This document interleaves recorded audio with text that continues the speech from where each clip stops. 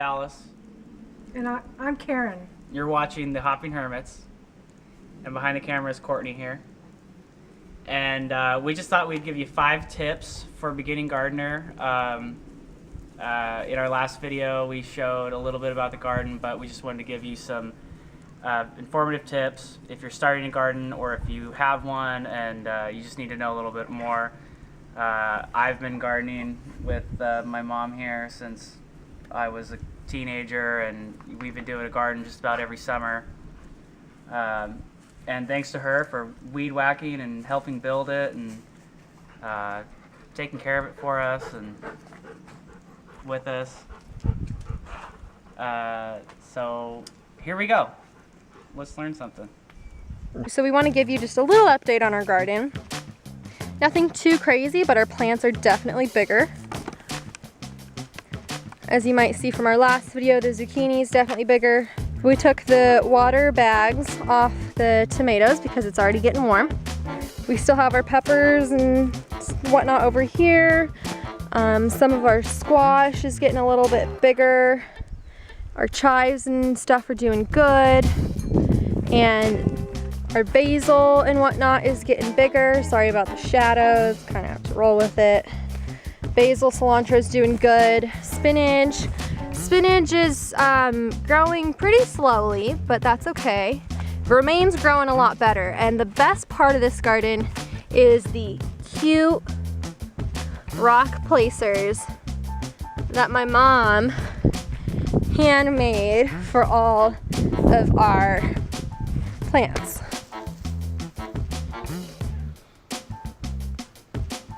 She did an amazing job. Thanks, Mom. Wouldn't you like to put that in a cocktail? Yeah. Smell it's good, huh? Yeah. It's a little like lemon mint, zesty. So the first tip that if you're a beginning gardener and you're starting your garden, one thing you want to think about is sunlight. So what about sunlight? In other words, how many hours a day does this patch of ground get sun? Now we're very lucky out here. We have hardly any trees except for right here. So we get probably 16 hours of sunlight in the summer, roughly. And how many hours of sunlight do you want minimum for fruits and vegetables? Minimum, the minimum amount of sunlight you're gonna want is 12. If you don't have a place in your yard or wherever you're planning on growing your garden that doesn't get at least 12 hours of sun, you're gonna have to cut trees back or something. Will they just grow smaller? Or will they not grow at all? They may just grow smaller, but for your best results, you're gonna want as much sun as you can get, yeah. So we definitely have a good space for sun. As you can see, it's pretty darn sunny here. No trees, not a lot of trees, except for right there, but that doesn't get in our way. Tip number 2 is think about where you're at and what kind of pests or rodents are gonna be in your space. So deer or rabbits, we have a lot of rabbits here, so there's this good fence all the way around our garden that will prevent the rabbits from coming in. Deer have come in before, although deer they're not super populated in this particular area. So they've come in every once in a while. We just kind of try and scare them off. Also, as far as pests go, we also have a lot of gophers out here. And so all of these beds were built with it's tighter than chicken wire, but a mesh screen running to stapled to the bottom of all these so they can't come up in there and eat your vegetables from underneath. So our other tip is soil. I mentioned we use organic soil, and it's just really light, fluffy, but like, you know, kind of dark, very rich in organic matter, all organic soil here. And one thing I want to mention is soil microbes, like mycelia. And I don't know if you can see that, but those white Those white stringy things there are mycelia, and that is a fungus that grows in your soil and breaks down all that bark and all that other kind of organic material that your plant can't necessarily extract nutrients from, but it helps break it down and allows your plant's roots to absorb all the nutrients that it needs, the potassium and nitrogen and phosphorus and everything. So healthy soil, good soil, organic is important. So the next tip is make sure that you plant your plants far enough apart that they can continue to grow without crowding each other. So they call that spacing. So for example, these zucchini plants, there's only 5 of them right here, and you could see all this empty space here, and you think, well, why couldn't you plant something there? What's going on here? But the thing is that these bushes are gonna get that tall and this big around, and so if anything, they might even be too close together. So how do you know how much space to put in between? What I would recommend is go down to your local nursery and ask somebody what kind of spacing you should use. They'll be able to tell you. Usually when you buy a start or you buy a seed, they'll actually tell you on the back of the package or on the ticket of the plant. So for example, those are very far apart. These peppers here are spaced a lot tighter together. In about that same amount of space, we've got 9 pepper plants. And these might be a little tight together, but I don't predict them getting much taller than this. They might get like that wide. These are probably a little close together. Does spacing have anything to do with roots? Spacing has, it has to do with the top growth of the plant, because if they start to crowd each other, all of the leaves won't get their sunlight.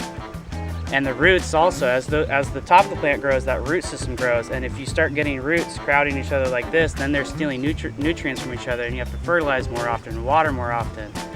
So yeah, spacing is important. Give it enough space to grow and do its thing. So our very last tip, and possibly the most important tip, when what I learned as a beginning gardener was watering. Now, I never really understood how to water plants. It sounds silly, but I never really understood it. But what I learned, what you really want to do is soak the plant as much as you can when you're watering it.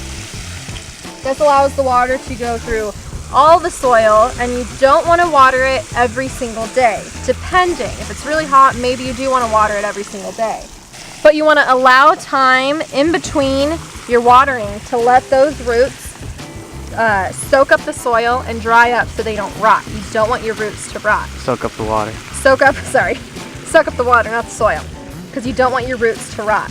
And also, if you give a couple days for the soil to dry out, it makes those roots want to grow faster by actually chasing the water down into the ground as the water permeates through the soil. And then I don't know how it works for beds. I'm sure it works the same for beds and pots of plants and trees. But when you're watering, I learned this from Riley Stringer when I worked at the garden center. Thanks, Riley. That when you're watering, if you start to water your plant and bubbles are coming out of the soil, that means air is coming out of the soil. That means your roots were dry. That means the plant was dry. That means that you watered it at a really good time because it was nice and dry, but it wasn't so dry that your plant died, because obviously, hopefully your plant's still alive. So, bubbles are good. And if you're not sure if it needs to be watered, go ahead and stick your fingers in the soil. Is it wet? Is it not? Or the most important tip is have fun. Have fun. Enjoy your plants. Let them grow. Talk to them. Sing to them. Whatever you want. Oh, we need to fertilize too. Look, bubbles. Bubbles. Wait. Maybe it'll happen with the next one. You might have bubbled them all out. I might have bubbled them all out. After the battery I dies. think that there's 3 main things about gardening. Okay. I say it. Okay. Number 1 is to have good dirt.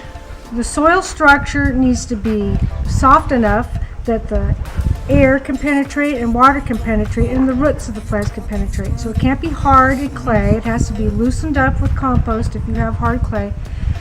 And but it can't be so loose that it doesn't retain moisture. Water, yeah. Because if it's just so loose, then you just can't keep it wet. Right, what's the second thing? Second thing is plant properly. So plant spacing needs to be correct. Pay attention to what the label says, you know, how big it gets. If you're going to plant an eggplant and